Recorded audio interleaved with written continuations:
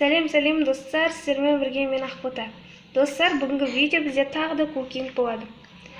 Яғни бүгінгі видеода біз қолдан бафли жасайтын боламыз. Ендеше бастайық.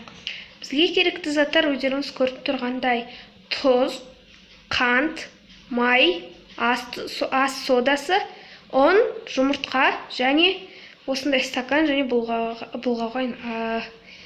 бұлғауға керек осындай. Және де бафли пісіру үшін арнайы осындай несі керек болады. Енді осының бәрін жақсылап араластырамыз. Соданы осынша қоссақ жеткілікті. Ал тұзды тек осынша болса жетеді. Яғни қолмен аз ғана шым-шым деп айтады ғой, былайға айтқанда. Сонша қосу керек. Осы пампушка майын микрожылытқышқа, яғни микроволновкаға ерітіп аламыз. Осылай еріген майды қосамыз. Яғни соның бәрін араластырғанда осындай болып шығу керек.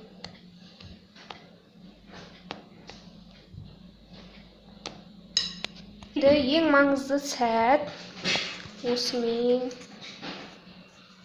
пісіру. Қостық. Осылай тоққа қосамыз. Және осындай сары светі, яғни қызыл сары, оранжевый түсі жану керек. Ол қызғанша енді күтеміз.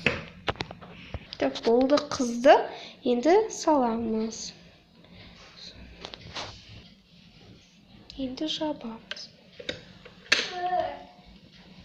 Енді осының жасыл түсі жанғанша күтеміз. Жасыл жанды, міне, жасыл түсі. Енді ашамыз. Достар, не болғанын қараңыздар. Жарайды. Бұда мен көп салып жіберген сияқтымын. Екіншісін пісірейін. Достар, міне осылай болып пісті барлығы. Яғни ең біріншісі сияқты шықты, екіншісі және үшіншісі. Сондықтан да мен оның ұны және сүті аз екенін білдім. Сосын, яғни және мамам да айтты да солай. Сондықтан мен оған ұн және сүт қостым. Және одан кейін олар осылай күшті болып шықты. Дәмді пісіруге кеңес берем. Өте керемет.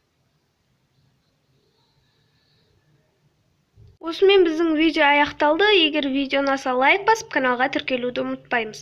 Және менің арнамдағы басқа да видеоларды көріп кетіңіздер. Сау болыңыздар. Сау-сау.